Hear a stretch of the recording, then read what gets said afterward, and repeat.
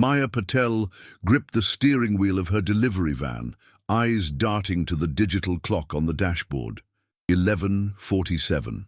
She had 13 minutes to make her last delivery before lunch, and Boston traffic was being particularly unforgiving today. Come on, she muttered, drumming her fingers against the wheel as she waited for the light to change. The sleek, glass and steel Horizon Tower loomed ahead, housing some of the most prestigious companies in the city. Her destination was the 42nd floor, some tech company she'd delivered to several times before. The light turned green, and Maya accelerated, pulling into the underground parking garage reserved for deliveries. She grabbed the package, a small but surprisingly heavy box marked fragile, and rushed toward the service elevator, her curly black hair bouncing as she jogged. As the elevator doors closed, Maya caught her reflection in the mirrored wall and grimaced. Her blue delivery uniform was wrinkled, and a small coffee stain decorated the collar, the result of a sudden break at a crosswalk that morning. She straightened her name tag and took a deep breath. 42nd floor, she announced to no one in particular as the elevator ascended. The delivery company's motto, "Swift, Safe, Smile," was emblazoned across her back. The smile part had been particularly challenging lately. 3 months, 2 weeks, and 4 days. That's how long it had been since she'd finally gathered the courage to leave Derek. 3 months, 2 weeks, and 4 days of rebuilding her life, one delivery at a time. The elevator chimed, announcing her arrival at the 42nd floor. Maya stepped out into the sleek reception area of Nexus Technologies, where everything was white, glass, or chrome. She approached the receptionist, a stylishly dressed woman with a perfect blonde bob. "Package for Mr. Reeves," Maya said, placing the box on the counter. The receptionist, Allison, according to her nameplate, looked up with professionally distant eyes. "Mr. Reeves isn't accepting deliveries personally today. You can leave it with me." Maya nodded, sliding the digital signature pad across the counter. "I just need a signature, and I'll be out of your perfectly styled hair." Allison's lips twitched in what might have been amusement as she signed. "Elevator to the right takes you back down." "Thanks," Maya said, turning toward the indicated elevator. She pressed the call button and waited, mentally calculating whether she had time to grab lunch at that little Vietnamese place she'd discovered last week. The elevator doors opened, and Maya froze. Standing inside, looking down at his phone, was Derek, her ex-boyfriend, the man who had systematically dismantled her confidence over the course of their 2-year relationship. The man whose subtle criticisms and manipulations had shrunk her world until leaving him had felt like escaping quicksand. Derek looked up, his eyes widening in recognition. Maya's heart hammered against her ribs. Fight or flight kicked in, but her feet remained rooted to the floor. She couldn't get on that elevator. She couldn't face him. Not yet. Not when she was still rebuilding herself. In a moment of pure, panic-driven inspiration, Maya spun around, scanning the reception area. Her eyes landed on a tall man in an expensive-looking grey suit who had just emerged from a hallway to the left. Without thinking, she rushed toward him, arms outstretched. "Oh my God, there you are!" she exclaimed loudly, wrapping her arms around the stranger's torso. "I've been looking everywhere for you." The man stiffened in surprise, his body warm and solid against hers. Maya turned her head slightly, keeping her face hidden from the elevator as she whispered urgently, "Please play along. My ex is in the elevator. I'll explain later." For one terrifying moment, the stranger remained rigid in her embrace. Then, slowly, his arms came up to return the hug. "I got held up in a meeting," he said, his voice deep and unexpectedly gentle. "Sorry to keep you waiting." Maya heard the elevator doors close behind her and risked a glance over her shoulder. Derek was gone. Relief flooded through her, followed immediately by mortification as she realized she was still clinging to a complete stranger. She stepped back hastily, her face burning. "I am so sorry about that. I saw my ex and I panicked, and you were the first person I saw, and..." She stopped, taking a deep breath. "Thank you. Seriously." Now that she wasn't in full panic mode, Maya took in the man standing before her. He was tall, 6'2" at least, with dark brown hair that looked like he'd been running his hands through it. His eyes were an unusual shade of grey-blue, currently regarding her with a mixture of confusion and curiosity. And he was handsome, distractingly so. "Do you often hug strangers to avoid ex-boyfriends?" he asked, his expression unreadable. Maya winced. "First time, actually. I promise I'm not in the habit of assaulting random people with unwanted embraces." A hint of a smile tugged at the corner of his mouth. "I've had worse greetings in this building." The receptionist cleared her throat loudly, reminding Maya that they had an audience. Several employees had paused to watch the scene unfold, some not even bothering to hide their interest. "I should go," Maya said, feeling her cheeks grow warm again. "Thank you again for not, calling security or something." She turned to leave, only to realize she'd missed her chance with the elevator and would now have to call it again, risking another Derek encounter. As if reading her mind, the stranger said, "Let me walk you out. I was heading down anyway." Maya hesitated, then nodded gratefully. That would be great, actually. He led her toward a different bank of elevators, ones she'd never noticed during her previous deliveries. He pressed his palm against a sleek black panel, and the doors immediately opened to reveal a private elevator. "Fancy," Maya commented as they stepped inside. There were no buttons, just another palm reader. Her companion pressed his hand to it and the elevator began its descent. "I'm Maya, by the way," she said, feeling obligated to introduce herself to someone she'd just embraced in front of an office full of people. "Maya Patel." "Ethan," he replied simply. The elevator moved swiftly downward, the silence between them stretching just to the edge of uncomfortable. "So," Maya began, desperate to fill the quiet, "do you work at Nexus Technologies?" A strange expression crossed Ethan's face. "Something like that. I deliver there pretty often. Lots of gadgets and gizmos, I guess." He responded non-committally. Maya fidgeted with the sleeve of her uniform. "Look, I really am sorry about the hug ambush. I just saw my ex and I kind of short-circuited. We didn't end on great terms, and I wasn't prepared to see him, and—" She stopped herself. "And you don't need my life story. Sorry." Ethan turned to look at her directly for the first time since they'd entered the elevator. "Don't apologize. I understand the need for a quick exit strategy." There was something in his voice that made Maya think he really did understand.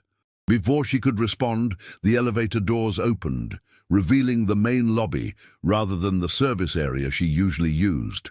"This isn't the delivery entrance," she said, confused. "No, it's the main exit.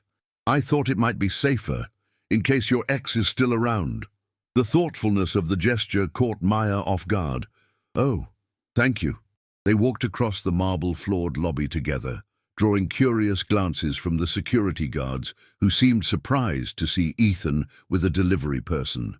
Outside, the June sun was bright, the air humid with the promise of afternoon rain.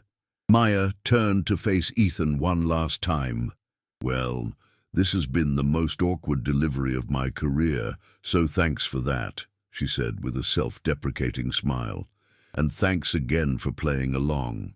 Ethan looked at her for a long moment as if trying to solve a puzzle. "You're welcome, Maya Patel." Something about the way he said her name sent a small shiver down her spine. "Goodbye, Ethan, whatever your last name is," she replied with a small wave, turning to head back to her delivery van. "It's Reeves," he called after her. "Ethan Reeves." Maya stopped in her tracks, her brain processing the name. Mr. Reeves. The package she'd just delivered was for Mr. Reeves. The man she'd just hugged was... She turned slowly to find Ethan watching her, a hint of amusement in his eyes. "As in, the Mr. Reeves who was supposed to receive the package I just delivered?" she asked, her voice weak. He nodded. "That would be me." "And you're not just some random employee at Nexus Technologies, are you?" "No," he confirmed. "I'm the founder and CEO. Maya closed her eyes briefly, wishing the ground would open up and swallow her whole. She'd just bear-hugged the billionaire founder of one of Boston's most successful tech companies, her boss's boss's client. "I'm going to get fired," she muttered, mostly to herself. "Why would you get fired?" Ethan asked, genuinely confused. "Because I just accosted the CEO of a major client company?" Maya suggested, the pitch of her voice rising. "Because I used you as a human shield against my ex-boyfriend." To her surprise, Ethan laughed, a genuine sound that transformed his serious face entirely. "I'm certainly not going to complain about being hugged by an attractive delivery person. Your secret's safe with me, Maya Patel." He thought she was attractive? Maya blinked, unsure how to process that information. Before she could formulate a response, a sleek black car pulled up to the curb, and the driver stepped out, nodding respectfully to Ethan. "My ride," Ethan explained unnecessarily. "I have a lunch meeting." He hesitated, then added, "It was interesting meeting you, Maya." "Likewise," she managed, still reeling from the revelation of his identity. With one last unreadable look, Ethan ducked into the waiting car, which pulled smoothly away from the curb and into the flow of traffic. Maya stood frozen on the sidewalk, replaying the entire mortifying encounter in her mind. She'd hugged Ethan Reeves, billionaire tech genius Ethan Reeves, the man whose face she now recalled seeing in business magazines and tech blogs, the man who could probably get her fired with a single phone call. Yet he'd played along. He'd helped her avoid Derek. He'd even called her attractive. Maya's phone buzzed in her pocket, jolting her back to reality. A text from her supervisor. "Package delivered to Nexus Tech. System show signature received." With a groan, Maya headed back to her van. This was definitely going in her journal tonight, filed under "most embarrassing moments of my life." As she climbed into the driver's seat, she couldn't help but wonder if she'd ever see Ethan Reeves again.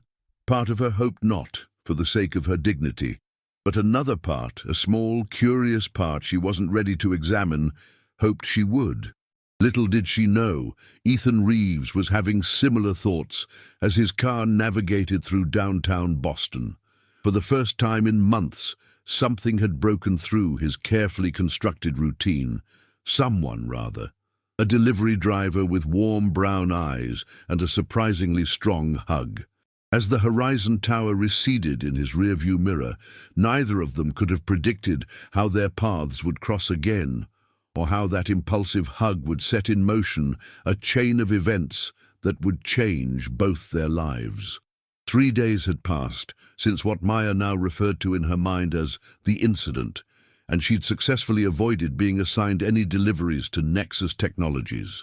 She'd swapped routes with co-workers, claimed dubious dental appointments, and even taken on the dreaded university campus run that everyone else avoided due to the labyrinthine buildings and perpetually lost packages. But her luck had run out.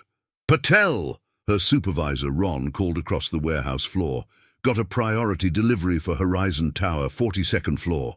Maya's stomach dropped. "I just got back from my morning route. Can't someone else take it?" Ron gave her a look that clearly communicated the ridiculousness of her request.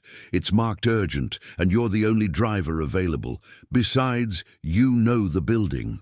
If only you knew how well, Maya thought grimly as she accepted the package, another small box for Nexus Technologies.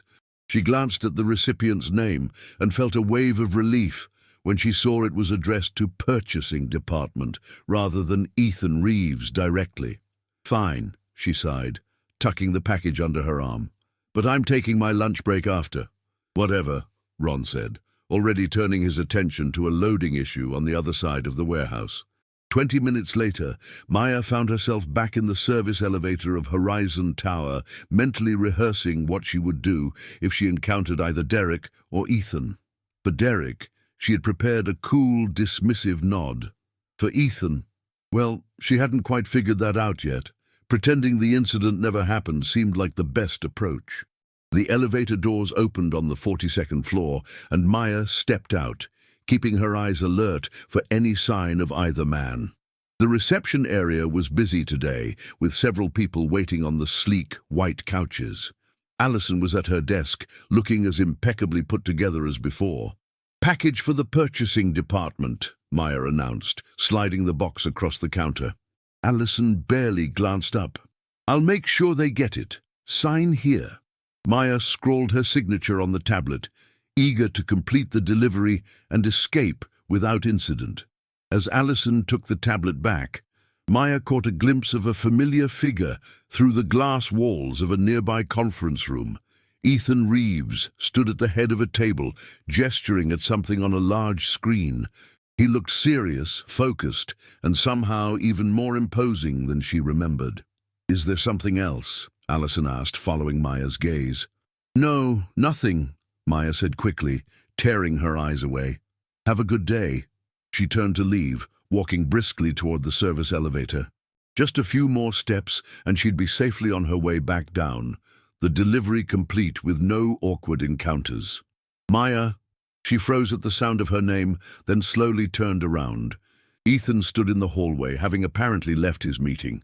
He wore a navy suit today, his tie slightly loosened, as if he'd been tugging at it during a stressful discussion. "Mr.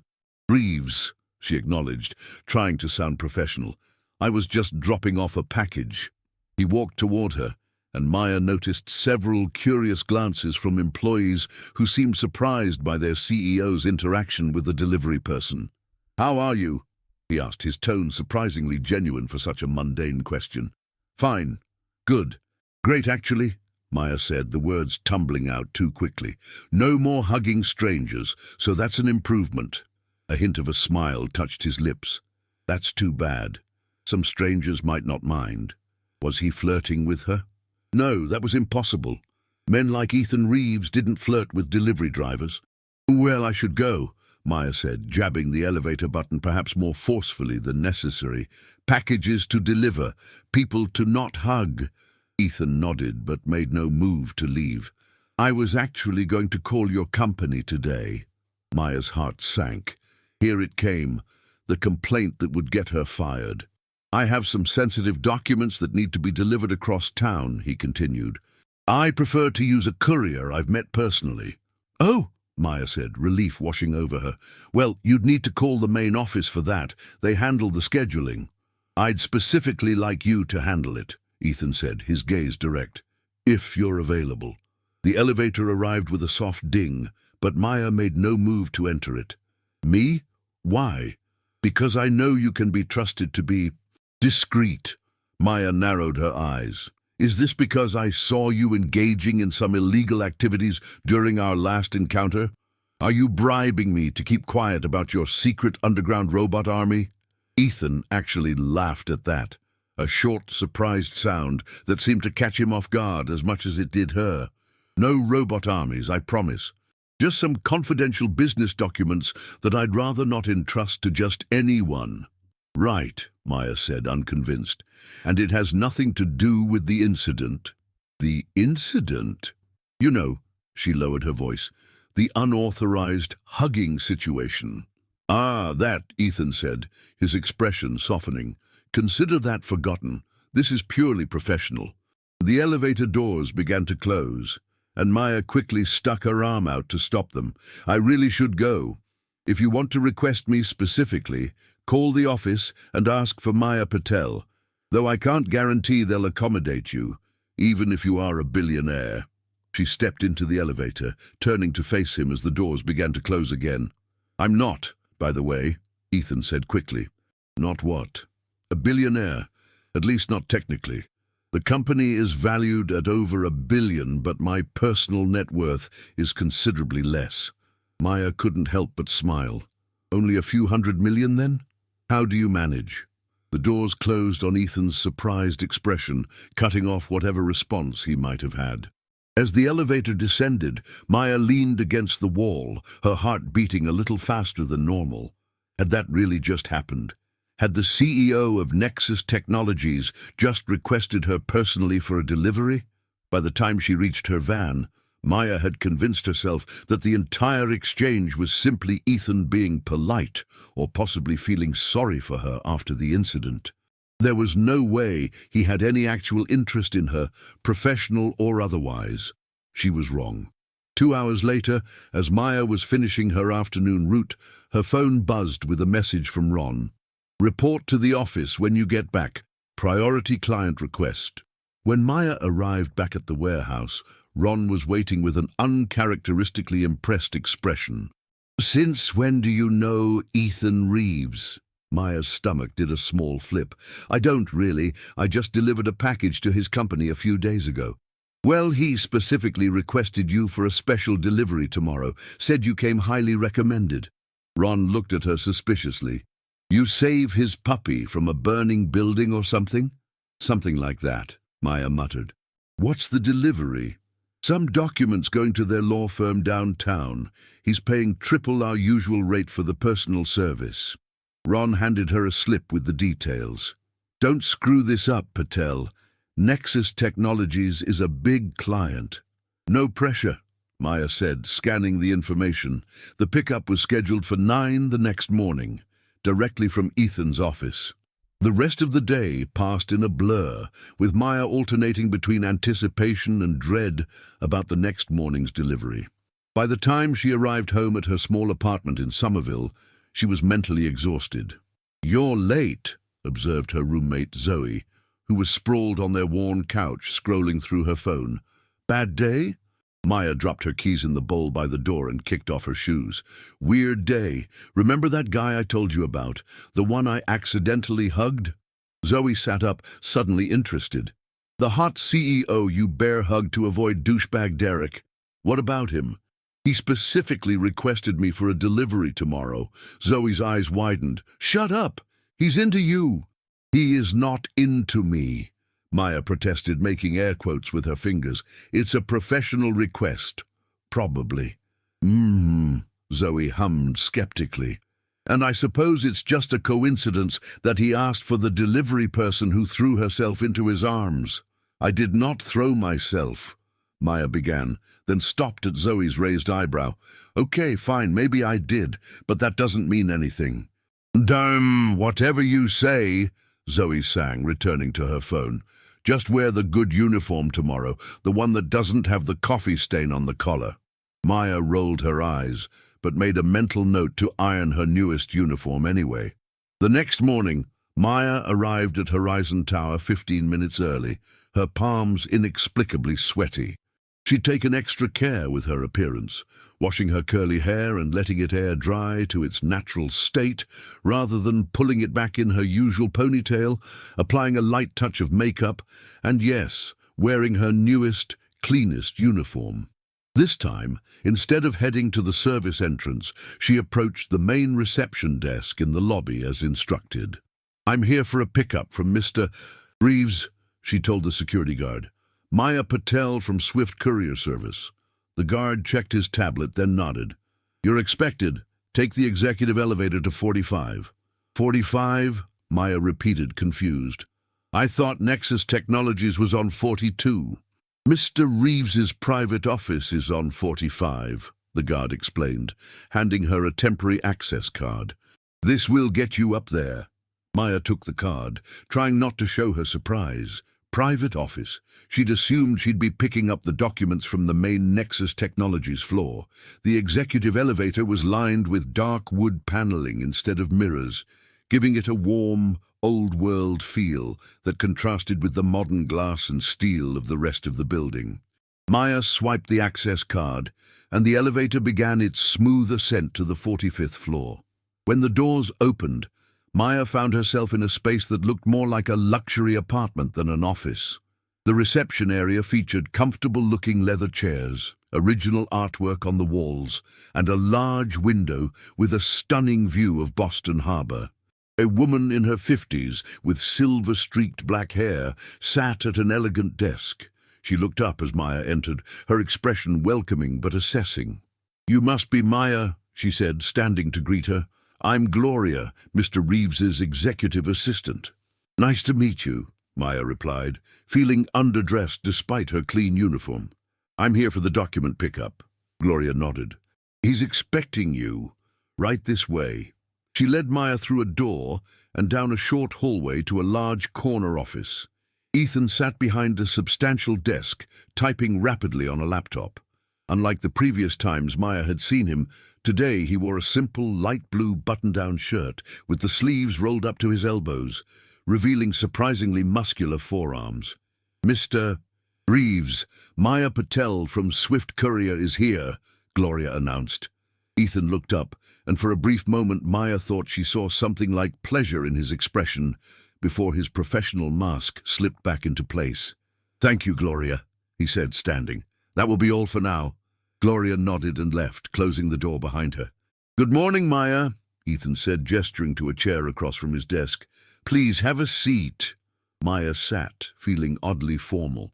Good morning, Mr. Reeves. Ethan, please, he said, a small smile playing at his lips. I think we're past formalities after the incident. Maya felt her cheeks warm at the reference. You're never going to let me forget that, are you? Probably not, he admitted. It was the most interesting thing to happen to me in months. There was something in his tone that made Maya look at him more closely. Despite his wealth and position, Ethan Reeves looked tired. There were faint shadows under his eyes and a tension in his shoulders that suggested he carried a heavy burden. Your life must be pretty boring then, she quipped, trying to lighten the mood. To her surprise, Ethan nodded seriously. More than you might think, success comes with constraints. He seemed to catch himself and straightened, returning to business mode. But you're not here to discuss my fascinating life. You're here for these.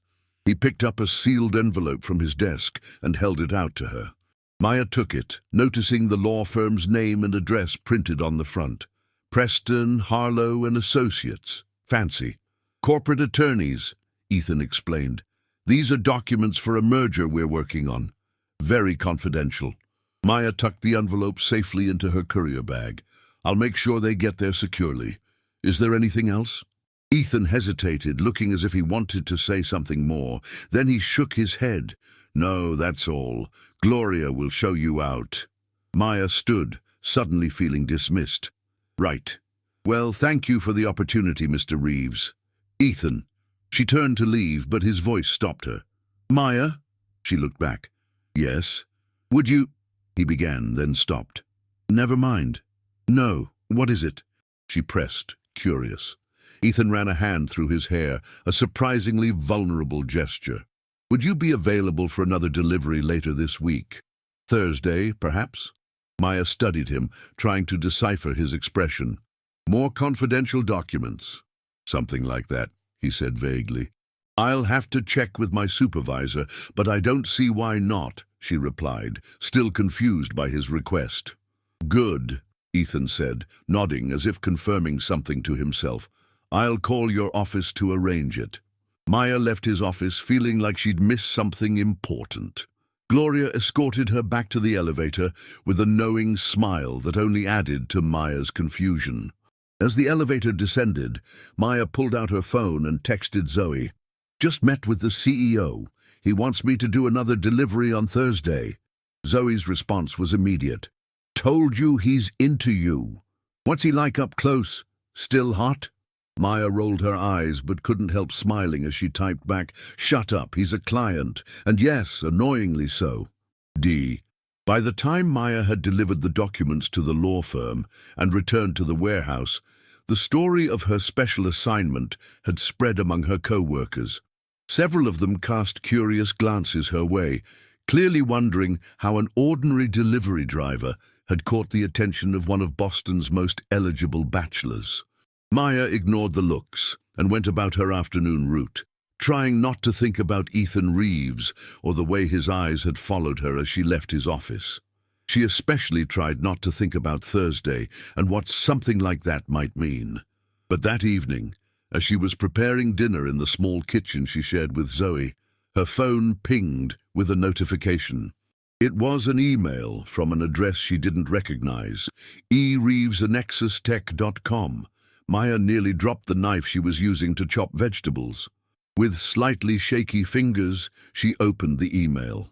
"Maya," it read, "I apologize for the formality of our meeting today. I'd like to explain the nature of Thursday's delivery in person if you're available. Would you be willing to meet for coffee tomorrow after your shift? Ethan." Maya stared at the screen, reading and rereading the message. It was professional, straightforward, yet something about it felt different. "What's got you looking like you've seen a ghost?" Zoe asked, entering the kitchen and peering over Maya's shoulder. Her eyes widened as she read the email. Holy crap! "He's asking you out." "It's not a date," Maya insisted, though her heart was beating faster. "It's a business meeting about a delivery." "Right," Zoe said, unconvinced.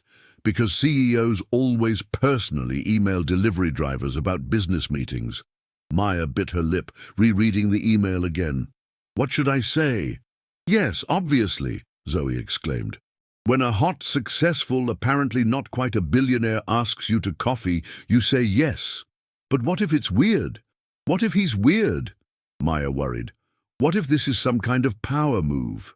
Zoe placed her hands on Maya's shoulders and looked her directly in the eyes. "Maya, you hugged the man. You've already broken the weirdness barrier.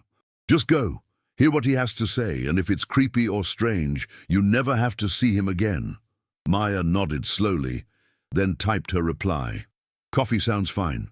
I finish at 4 tomorrow. Let me know when and where. Maya." She hit send before she could second-guess herself, then set her phone down and returned to chopping vegetables with perhaps more force than necessary. "There," she said to Zoe. "Happy now?" Zoe grinned. "Ecstatic. My roommate has a coffee date with the CEO. Do you think he'll mention me in his memoir?" Maya threw a piece of bell pepper at her but couldn't help laughing. Whatever Ethan Reeves wanted to discuss over coffee tomorrow, it certainly wasn't boring. And after 2 years with Derek, followed by months of rebuilding her life, one monotonous day at a time, Maya had to admit, not boring was kind of nice. As she continued preparing dinner, her phone pinged again. Another email from Ethan, confirming a time and place for tomorrow's meeting. Maya felt a flutter of anticipation in her stomach that she told herself was just nervousness, nothing more. But across town, in his penthouse apartment overlooking the city, Ethan Reeves was feeling a similar flutter as he set down his phone after sending his reply. For the first time in longer than he could remember, he was looking forward to tomorrow. Maya arrived at Groundwork Cafe 15 minutes early, a habit instilled by years of delivery deadlines. The small, independently owned coffee shop was tucked away on a quiet side street, not the kind of place she expected someone like Ethan Reeves to frequent. She chose a table in the corner with a good view of the door and ordered a simple cappuccino, checking her appearance in her phone's front-facing camera. After her shift, she changed from her uniform into jeans and a casual green blouse that Zoe insisted brought out the gold flecks in her brown eyes. Her curly hair was cooperating for once, falling in defined spirals rather than the usual frizzy mess. At precisely 4:30, the bell above the door chimed and Ethan walked in. Maya almost didn't recognize him at first. Gone was the imposing CEO in expensive suits. Instead, he wore dark jeans, a grey Henley, and a baseball cap pulled low over his eyes, an outfit clearly designed to attract minimal attention. His eyes scanned the cafe until they landed on Maya.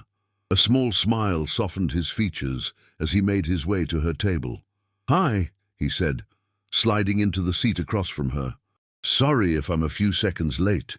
"You're exactly on time," Maya replied, wondering if punctuality was a billionaire trait or just an Ethan trait. "Force of habit," he explained, removing his cap and running a hand through his slightly flattened hair.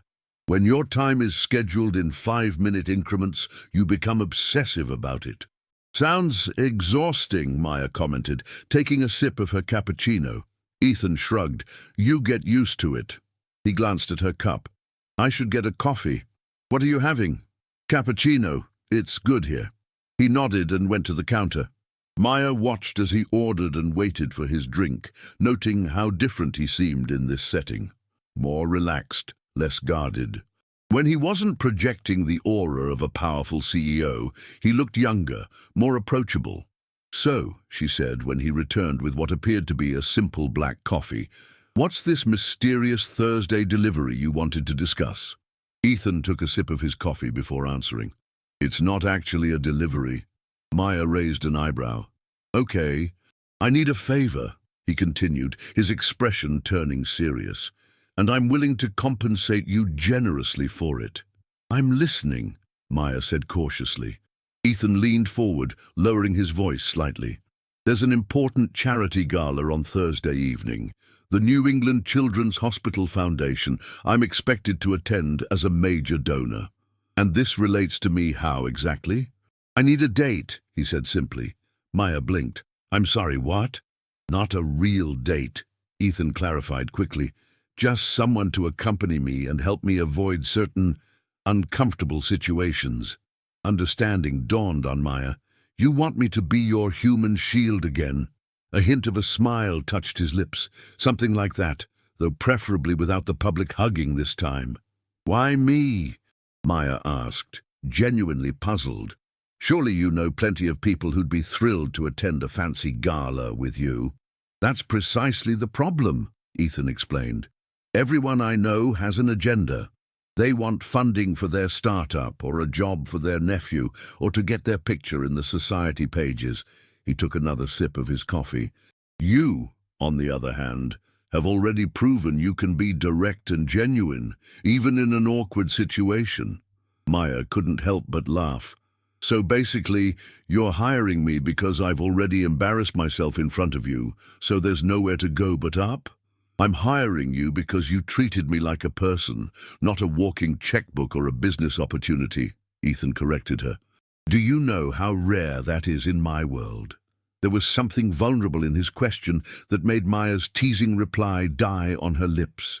Instead, she asked, "What exactly would this involve?" "Wearing a nice dress, making small talk with wealthy people for a few hours, eating mediocre catered food, and generally helping me escape conversations with people who want something from me," Ethan explained. "In return, I'll pay you $2,000 for the evening, plus cover the cost of whatever you need to wear." Maya nearly choked on her cappuccino. $2,000. For one evening? "Is that not enough?" Ethan asked, looking genuinely concerned. "I can go higher if—" "No!" Maya interrupted. That's a lot of money, like a month's rent, a lot of money." Ethan relaxed. "Good. So you'll do it?" Maya hesitated, thinking it through. "What would I tell my boss? He thinks I'm doing a delivery for you." "Technically, you are delivering something, yourself, to the gala," Ethan said with a straight face. Maya rolled her eyes. "I don't think Ron would appreciate the semantics." "Tell him I hired you as a personal courier for the evening," Ethan suggested. "It's not far from the truth." Maya drummed her fingers on the table, considering. $2,000 would make a significant dent in her student loans, and it was just one evening. "Okay," she decided. "I'll do it, but I have conditions." Ethan looked amused. "Name them." "1. I choose my own dress. No pretty woman makeover scenes." "Agreed, though the reference is a bit dated." 2. No pretending we're romantically involved. "I'm there as your—" "What, personal assistant?" "Let's say associate," Ethan suggested. "Less hierarchical." "Fine." 3. If anyone asks how we know each other, we stick as close to the truth as possible. I delivered a package to you, we got to talking, and you found out I had experience with events. The last part was a stretch. Her only experience was helping organize her college roommate's wedding, but it sounded plausible. "Reasonable," Ethan agreed. "Anything else?" Maya thought for a moment, then nodded. 4. You tell me why you really asked me instead of hiring a professional escort or taking one of the presumably many women who would love to be on your arm. Ethan's expression turned guarded. "I told you." "You told me a partial truth," Maya interrupted. "I've spent enough time with people hiding their real motivations to recognize when someone's not being fully honest." For a long moment, Ethan was silent, studying her with those intense grey-blue eyes. Finally, he sighed. There's someone who will be at the gala. Someone I used to be involved with. She's persistent. Ah, Maya said, understanding dawning. So I'm not just a human shield. I'm a human repellent for your ex. That sounds worse than I intended, Ethan admitted. But essentially, yes. Jessica is complicated. Having someone with me will make it clear I'm not interested in rekindling things. So we are pretending to be romantically involved, Maya pointed out. Not necessarily. Just not unequivocally platonic. At Maya's skeptical look, he added, It's complicated. Everything's complicated with rich people, Maya muttered, then louder. Fine, I'll help you avoid your complicated ex, but condition 5. If at any point I feel uncomfortable, I can leave, and you still pay me the full amount. Absolutely, Ethan agreed without hesitation. Your comfort is a priority. Maya took a deep breath. Then we have a deal, Mr. Reeves. Ethan, he corrected, extending his hand across the table. If we're going to pull this off, you should probably use my first name. Maya shook his hand, noting how warm and firm his grip was. Deal, Ethan. As their hands touched, a small jolt of something, awareness, maybe, passed between them. Maya withdrew her hand perhaps a bit too quickly, covering her reaction by taking another sip of her now cooling cappuccino. So, tell me about this gala, she said, steering the conversation to safer territory. What should I expect? Ethan launched into an explanation of the event, a fundraiser for the Children's Hospital's new cancer research wing. As he spoke, Maya found herself drawn into the details, asking questions about the hospital's work and the impact of the fundraising. You seem genuinely interested, Ethan observed, after answering her third question about the hospital's treatment programs. Maya shrugged. My cousin had leukemia when we were kids. Children's hospitals do important work. They do, Ethan agreed, a shadow crossing his face briefly. It's one of the few charity events I attend willingly, rather than out of obligation. You have a personal connection?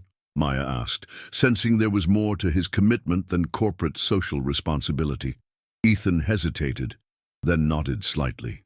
My younger brother was treated there, a long time ago. The way he said it, with a quiet finality, told Maya not to press further. Instead, she asked, What time should I be ready on Thursday? The event starts at 7. I'll have a car pick you up at 6, Ethan replied, seeming relieved at the change of subject. Where should it meet you? Maya hesitated, not entirely comfortable giving her home address to someone she barely knew, regardless of how much she was being paid. I can meet the car somewhere central. Understanding flickered in Ethan's eyes. Of course. How about the public library on Boylston Street? It's well lit and public. That works, Maya agreed, appreciating his sensitivity to her concerns. They spent the next half hour discussing logistics, what to wear, formal but not extravagant, how long the event would last, 3 hours, 4 at most, and what Maya's role would entail, primarily staying by Ethan's side and helping him navigate away from unwanted conversations. As they were finishing their coffees, Ethan reached into his pocket and pulled out an envelope. Your advance. Half now, half after the event. Maya took the envelope, feeling its substantial weight. Thank you. No, thank you, Ethan said sincerely. You're saving me from what would otherwise be an extremely uncomfortable evening. As they stood to leave, Maya realized she'd actually enjoyed their conversation. Beneath the billionaire CEO persona, Ethan was interesting, thoughtful, maybe even a little vulnerable. I should go, she said, gathering her bag. My roommate is probably dying of curiosity by now.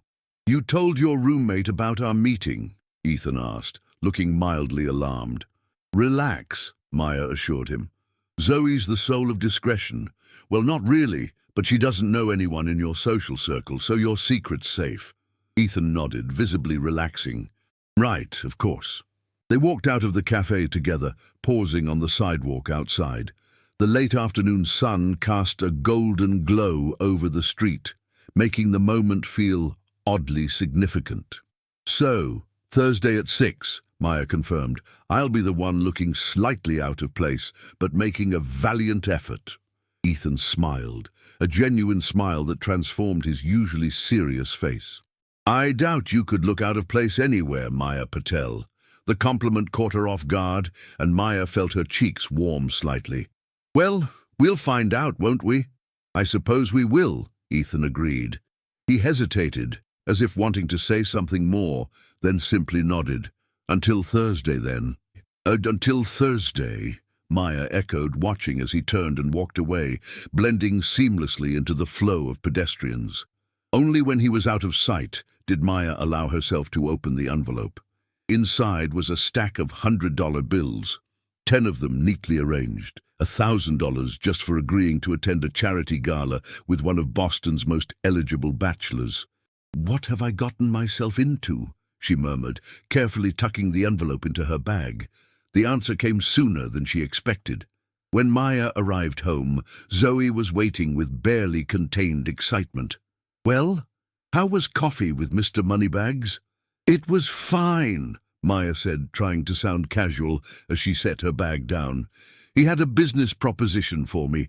Zoe wiggled her eyebrows suggestively. "A business proposition, huh?" "Not like that," Maya insisted, rolling her eyes. "He wants me to accompany him to a charity gala on Thursday. As his buffer." "His buffer?" "To help him avoid awkward social situations, particularly with his ex who'll be there." Zoe's eyes widened. "So he's paying you to be his fake date?" "That's literally the plot of every other romantic comedy." "It's not a date," Maya clarified. "I'm just there to help him navigate the event. Professionally." "Right," Zoe said, clearly unconvinced. "And how much is he paying you for this professional service?" Maya hesitated, then admitted, $2,000. "$2,000?" Zoe broke off, staring at her in disbelief. "Maya, that's insane. That's like escort money." "I'm not an escort," Maya protested. "I'm just helping him out." "For $2,000, Zoe repeated. "Does he think you're going to—" "No," Maya interrupted firmly. "We discussed it very clearly. I'm there as his associate, not his date. No romantic pretense, no expectations." Zoe studied her for a moment, then nodded slowly. "Okay, if you say so. But Maya—" "Yeah? Be careful. Men like that, they live in a different world. What seems straightforward to you might mean something else entirely to him." "I know," Maya assured her. "I've got my eyes open. Besides, it's just one evening." But as Maya lay in bed that night, replaying her conversation with Ethan, she couldn't help wondering if she was missing something. Why her, really? Was it truly just because she'd treated him like a normal person? Or was there something else, something she wasn't seeing? And why, despite her best efforts to remain detached and professional, did the thought of spending an evening at Ethan's side make her heart beat just a little faster? Across town, in his penthouse apartment, Ethan Reeves was having similar thoughts. He stood by the floor-to-ceiling windows, looking out at the city lights, a glass of whiskey in his hand. He rarely drank, but tonight he needed something to quiet the voice in his head, the one questioning his decision to involve Maya Patel in his complicated life. He told himself it was simple. He needed someone to help him navigate the gala and avoid Jessica. Maya was direct, genuine, and had no connections to his world that might complicate things, the perfect buffer. But if that was true, why had he spent most of their coffee meeting noticing the way her eyes crinkled when she smiled, or how she tucked her hair behind her ear when she was thinking, or the soft curve of her lips as she sipped her cappuccino? "This is a business arrangement," he reminded himself firmly, taking another sip of whiskey. "Nothing more." The city lights offered no response, just continued to twinkle indifferently in the darkness, mirroring the stars hidden by the light pollution above. Thursday arrived with alarming speed. Maya had taken the afternoon off to prepare, using some of her advance to purchase a dress from a consignment shop that specialized in designer items. The midnight blue gown was simple but elegant, with a modestly low back and a flowing skirt that made her feel like she might actually belong at a high society event. Zoe had insisted on helping with her hair and makeup, turning Maya's usual curls into a sophisticated updo and applying makeup that enhanced her features without looking overdone. "You look amazing," Zoe declared, stepping back to admire her work. "CEO guy won't know what hit him." "That's not the goal," Maya reminded her, though she couldn't help feeling a flutter of pleasure at her reflection. It had been a long time since she'd dressed up for anything more formal than a casual dinner. At 5:45, Maya was waiting outside the public library, feeling both excited and terrified. When a sleek black car pulled up at exactly 6 o'clock, she took a deep breath and approached as the driver stepped out. "Miss Patel?" the driver asked politely. "I'm David. Mr. Reeves sent me to collect you." "That's me," Maya confirmed, allowing him to open the door for her. She slid into the back seat, expecting to find Ethan waiting. Instead, the car was empty, except for a small white box on the seat beside her. "Mr. Reeves will meet you at the venue," David explained, as he returned to the driver's seat. "He asked me to give you this." Maya picked up the box curiously. Inside, nestled on a bed of tissue paper, was a delicate silver bracelet adorned with a single small sapphire that matched her dress perfectly. A note accompanied it. "To complete your outfit. No obligation to wear it if it's not to your taste. E." Maya stared at the bracelet, feeling a complex mix of emotions. It was beautiful, undoubtedly expensive, and thoughtfully matched to her dress, which she hadn't even seen. The gesture felt simultaneously generous and presumptuous. After a moment's hesitation, she slipped it onto her wrist. The weight of it felt foreign, but not unpleasant. As the car made its way through Boston's evening traffic toward the hotel hosting the gala, Maya found herself growing increasingly nervous. What if she said the wrong thing? What if she used the wrong fork? What if Ethan's ex was openly hostile? By the time they arrived at the hotel, an historic building with an imposing facade, Maya had worked herself into a state of near panic. David opened her door, offering his hand to help her out.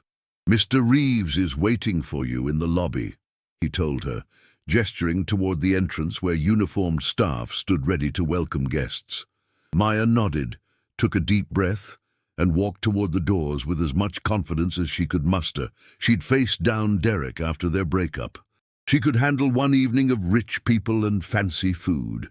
The lobby was bustling with elegantly dressed attendees, but Maya spotted Ethan immediately. He stood near a large floral arrangement, looking impeccable in a perfectly tailored tuxedo. When he saw her, something in his expression changed, a softening, a hint of surprise. He crossed the room to meet her, his eyes taking in her appearance with undisguised appreciation. "Maya, you look stunning." "Thank you," she replied, suddenly shy under his intense gaze. "You clean up pretty well yourself." Ethan smiled, his eyes dropping to her wrist, where the bracelet glinted in the lobby's chandelier light. "You're wearing it." "It matched the dress," Maya said with a small shrug. "Thank you, it's beautiful." "It suits you," he replied simply, then offered his arm. "Ready to face the wolves?" Maya took a deep breath and placed her hand on his arm, feeling the solid warmth of him through the fine fabric of his tuxedo. "As ready as I'll ever be." But as they walked toward the ballroom where the gala was being held, Maya felt the weight of curious glances from other guests. She straightened her shoulders and lifted her chin, channeling a confidence she didn't entirely feel. "Just remember," Ethan murmured as they approached the entrance, "you have as much right to be here as anyone else. More, actually, since most of them are here just to be seen." "While I'm here as a paid buffer," Maya replied under her breath. Ethan's lips twitched in amusement. "Exactly. Much more honest." They paused at the doorway, where a photographer was capturing arrivals. Maya tensed, but Ethan smoothly guided her past with a polite but firm, "Not tonight, thank you." The ballroom was magnificent, all soaring ceilings, crystal chandeliers, and tasteful floral arrangements. Circular tables surrounded a dance floor, each set with fine china and gleaming silverware. A string quartet played softly in one corner, while servers circulated with trays of champagne and hors d'oeuvres. Impressive, Maya commented, taking it all in. Standard charity gala fare, Ethan replied. The real measure is how much they raise. As they made their way further into the room, heads turned. Maya could almost hear the whispers. Who is she? Where did Ethan Reeves find her? What happened to Jessica? Speaking of Jessica... 9 o'clock, Ethan murmured, his hand coming to rest lightly on Maya's lower back, blonde in the red dress. That's Jessica. Maya discreetly glanced in the indicated direction. Jessica was stunning, tall, willowy, with perfect blonde hair and the kind of features that belonged on magazine covers. She was surrounded by admirers, but seemed distracted, her eyes scanning the room until they landed on Ethan. Even from a distance, Maya could see the flicker of surprise and displeasure that crossed Jessica's perfect features when she noticed Maya at Ethan's side. I see what you mean by complicated, Maya murmured. She doesn't look happy to see us together. She'll manage, Ethan said dryly. Come, let me introduce you to some people who won't interrogate you too intensely. As the evening progressed, Maya found herself actually enjoying the event. Ethan was attentive, keeping her by his side and smoothly integrating her into conversations. He introduced her simply as Maya Patel, a friend, offering no further explanation, but treating her with such natural warmth that no one dared question her presence too directly.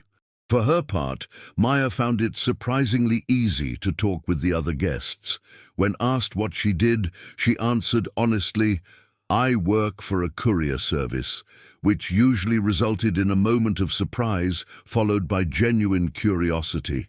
It seemed most of these wealthy individuals had never actually spoken to someone who delivered packages for a living. As they moved through the crowd, Maya noticed how Ethan skillfully navigated the social landscape.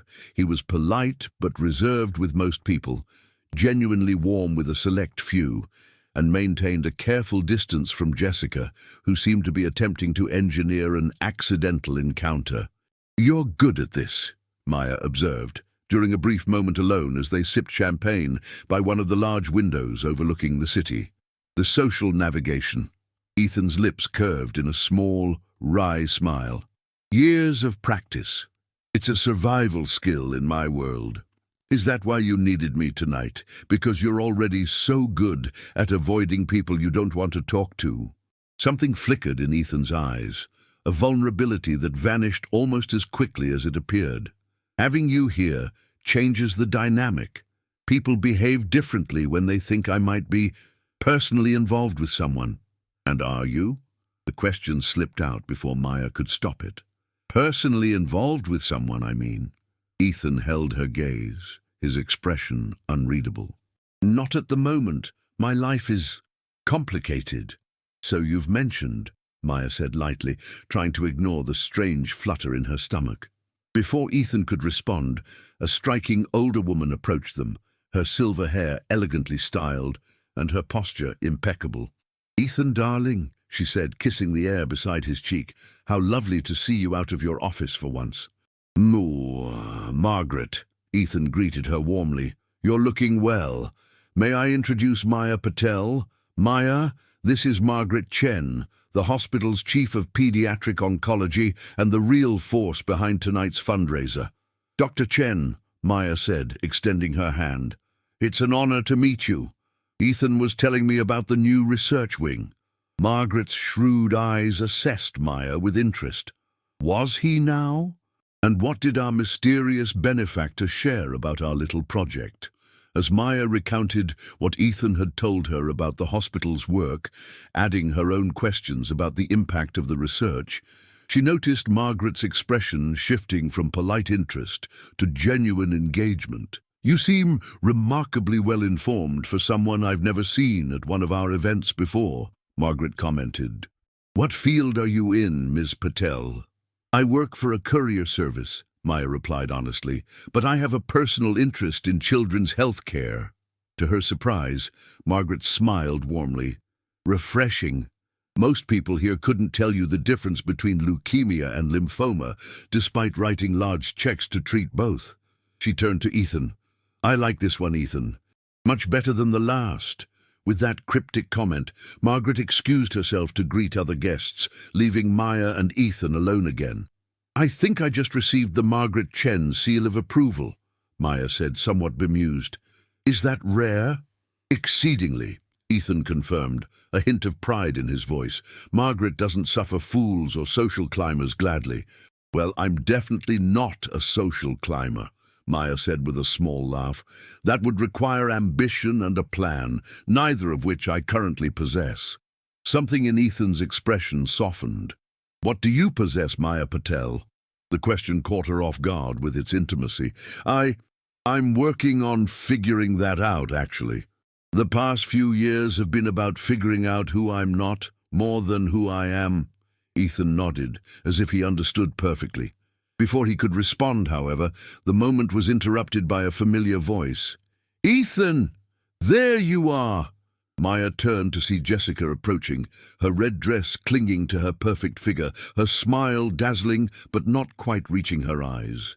The showdown Maya had been hired to prevent was about to begin. Jessica, Ethan acknowledged coolly as the blonde approached. His hand moved to Maya's lower back, a subtle but clear signal. It's been ages, Jessica purred, ignoring Maya completely. You've been avoiding me.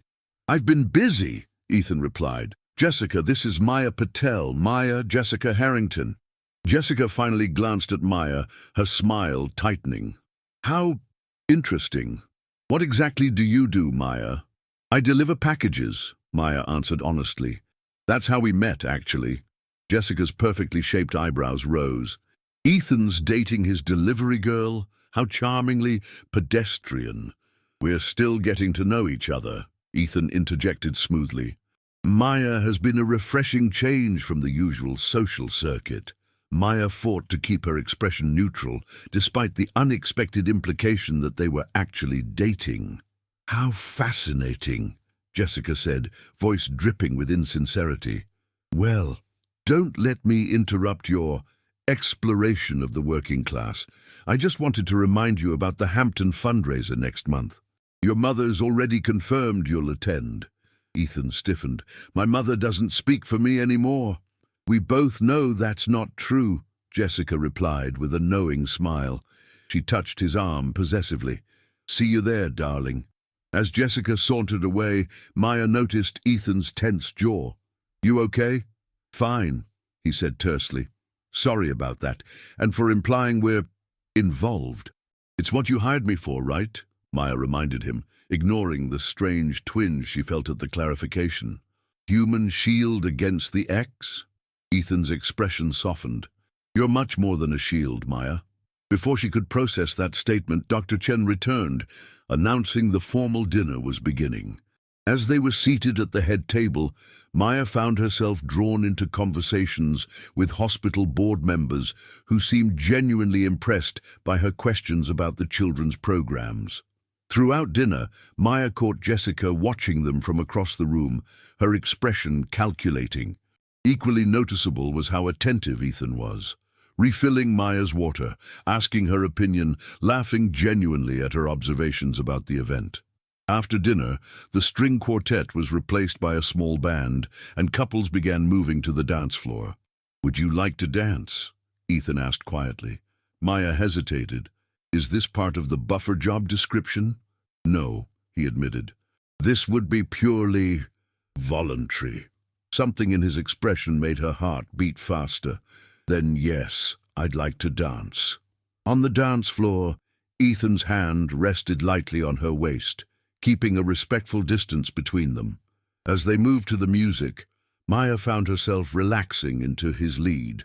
You're good at this too, she observed. Mandatory dance lessons as a child, he explained with a small smile, another survival skill. Your childhood sounds intense. It was, he admitted. The Reeves family has expectations. As the music slowed, Ethan drew her slightly closer. Thank you for tonight, Maya. You've made this, actually, enjoyable. I'm having a surprisingly good time too, she confessed.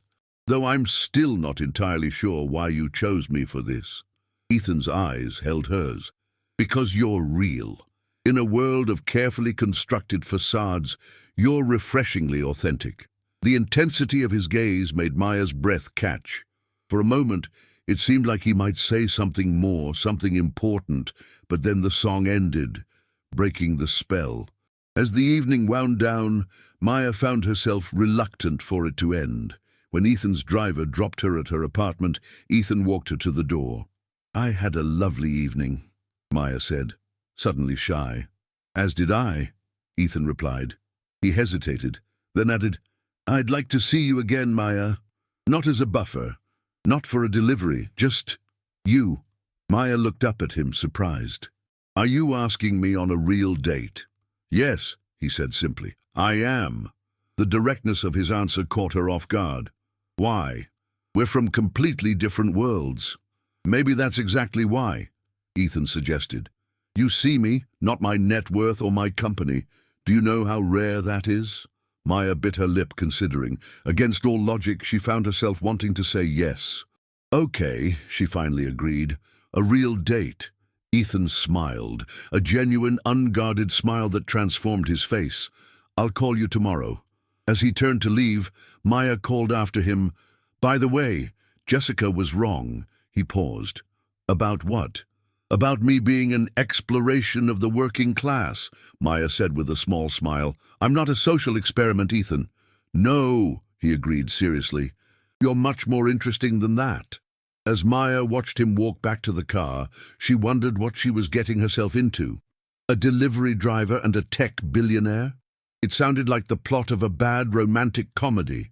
Yet as she unlocked her door, the memory of Ethan's hand on her waist and the warmth in his eyes when he asked her out made her smile.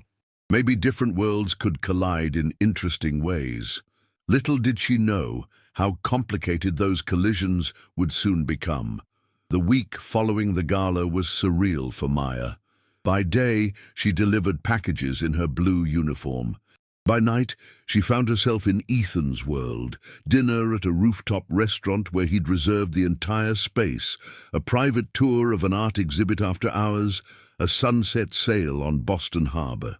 "This isn't exactly low-profile dating," Maya commented as they walked along the harbor, the lights of Boston twinkling behind them.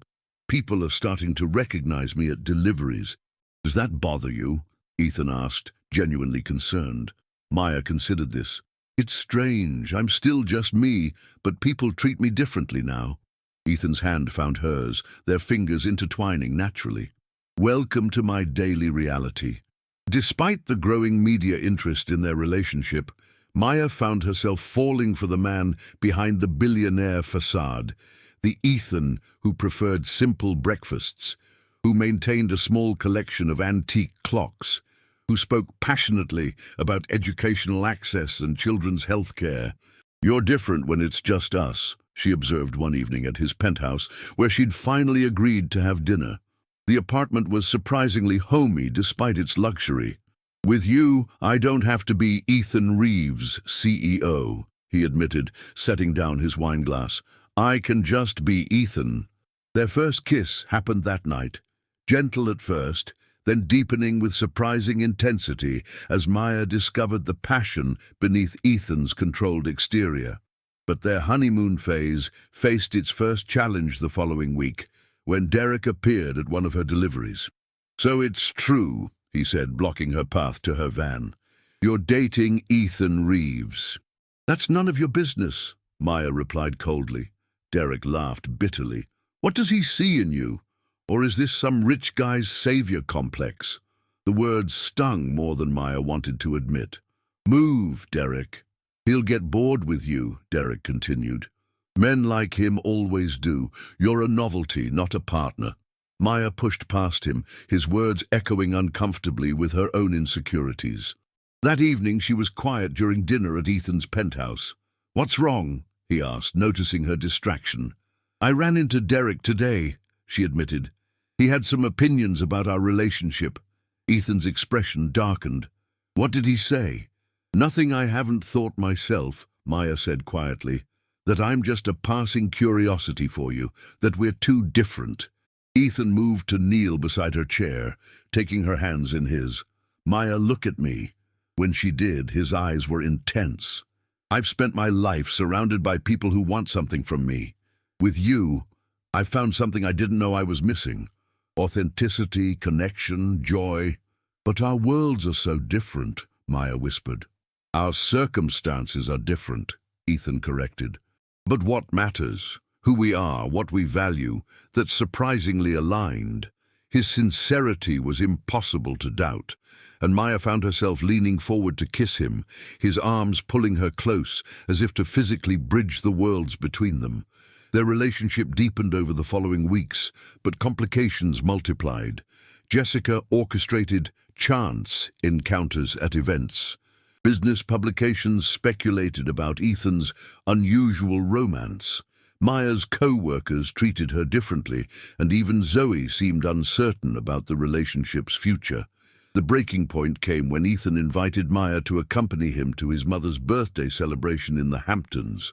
"Your mother hates me," Maya protested, recalling their frosty first meeting at a charity event. "She doesn't know you," Ethan countered, "and it doesn't matter. I want you there." The weekend was a disaster from the start. Eleanor Reeves greeted Maya with barely concealed disdain. Jessica was present as a family friend. The other guests made little effort to include Maya in conversations about boarding schools, investment portfolios, and vacation properties. During dinner, Eleanor made a pointed comment about appropriate matches and family considerations. "If you're implying Maya isn't good enough for this family, Mother, you're wrong," Ethan said sharply. "She's the best thing that's happened to me in years." "Don't be naive, Ethan," Eleanor replied coldly. "You have responsibilities. Legacy, the company, this dalliance is becoming a distraction." Maya stood abruptly. "Excuse me?" She escaped to the garden, fighting tears. Minutes later, Ethan found her. "I'm sorry," he said, wrapping his arms around her. "My mother is..." "Right," Maya interrupted, pulling away. "This isn't working, Ethan. I don't belong here." "You belong with me," he insisted. "But at what cost?" Maya asked. "I'm losing myself trying to fit into your world, and you're at war with your family because of me." "I don't care about that," Ethan said fiercely. "But I do," Maya replied. "I won't be the reason you sacrifice important relationships, and I can't keep pretending I fit into this life." Ethan's expression turned desperate. "Maya, please, Don't," she interrupted, tears now flowing freely. "Don't make this harder." That night, Maya packed her things and took a taxi to the nearest train station, ignoring Ethan's calls and texts. Back in Boston, she threw herself into work, trying to ignore the ache in her chest. Days turned into a week with no contact. Maya convinced herself she'd made the right decision until a knock at her apartment door late one evening revealed Ethan, looking exhausted and determined. "You didn't let me finish what I was saying," he said without preamble. "I love you, Maya, and I'm not giving up on us because of my mother or Jessica or social expectations or different backgrounds." "Ethan, I resigned as CEO," he continued, shocking her into silence. "I'm starting a foundation focused on children's health care and educational access. Work that matters to me. Work that doesn't require cocktail parties with people like Jessica." Maya stared at him. "You quit your job. For me." "For us," Ethan corrected. "And for myself. I've been living according to my family's expectations for too long. You showed me there's another way to live, authentically, on my own terms. But your company will survive without me," Ethan said firmly. "The question is, will I survive without you?" His voice softened. "I don't want to find out, Maya." Maya's heart raced as she processed his words. "You really love me that much? Enough to change your entire life?"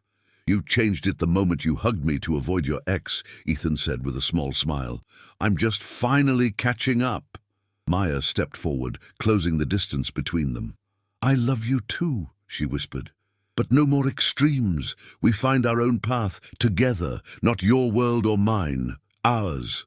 And as Ethan pulled her into his arms, Maya realized that sometimes the most unexpected encounters truly did lead to the most genuine connections.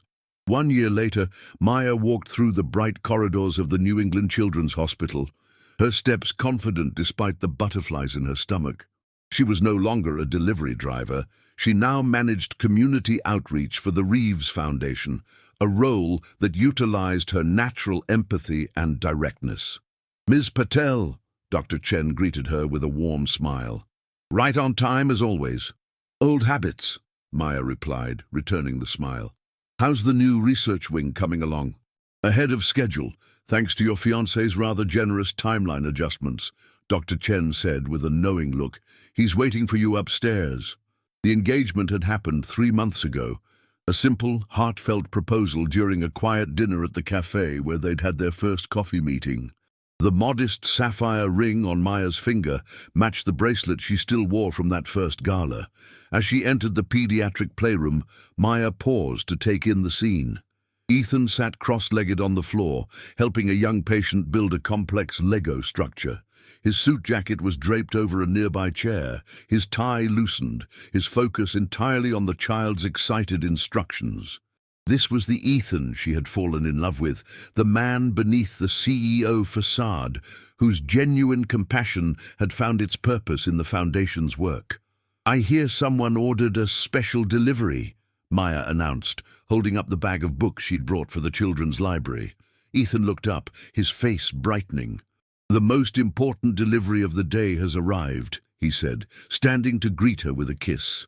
Their life together wasn't perfect. Eleanor Reeves had taken months to warm to Maya, finally thawing when she saw her son's genuine happiness. Some of Ethan's former business associates still treated Maya with condescension, and yes, they still sometimes struggled to bridge their different backgrounds. But they had created their own world, one where Maya's roommate Zoe was now the Foundation's event coordinator, where Ethan had learned to grocery shop and ride the subway, and where they both dedicated themselves to work that mattered. "Ready for dinner with my parents?" Maya asked as they left the hospital hand in hand. Her father, a high school science teacher, and her mother, a nurse, had embraced Ethan from the start, though they still occasionally teased him about his inability to cook basic Indian dishes. "Always," Ethan replied sincerely. "Your mother promised to teach me how to make proper chai this time." And as they walked to the car, a woman in a delivery uniform hurried past, packages balanced carefully in her arms. Maya and Ethan exchanged knowing smiles. "Ever miss it?" Ethan asked. "Sometimes," Maya admitted. "But I like my current delivery better." "Which is?" "Delivering you from a life of boring galas and superficial connections," she teased, standing on tiptoe to kiss him again. Ethan laughed, his eyes warm with love. "Best delivery I ever received." That evening, sitting around her parents' modest dining table, Maya watched Ethan laughing with her father about a failed cooking attempt. The man who had once seemed so separate from her world now fit seamlessly into it, just as she had found her place in his. Her phone buzzed with a text from Zoe. "TV crew confirmed for the Foundation launch. You ready to go public with your romantic comedy life story?" Maya smiled, typing back, "As ready as I'll ever be." She had once delivered a package and hugged a stranger to avoid her ex. Now that stranger was her future, and their story, improbable as it seemed, was just beginning. When Ethan caught her eye across the table, his expression soft with contentment, Maya felt the truth of what they'd created together. Not his world or hers, but something entirely new, something real. And in a life full of unexpected deliveries, that was the most precious package of all.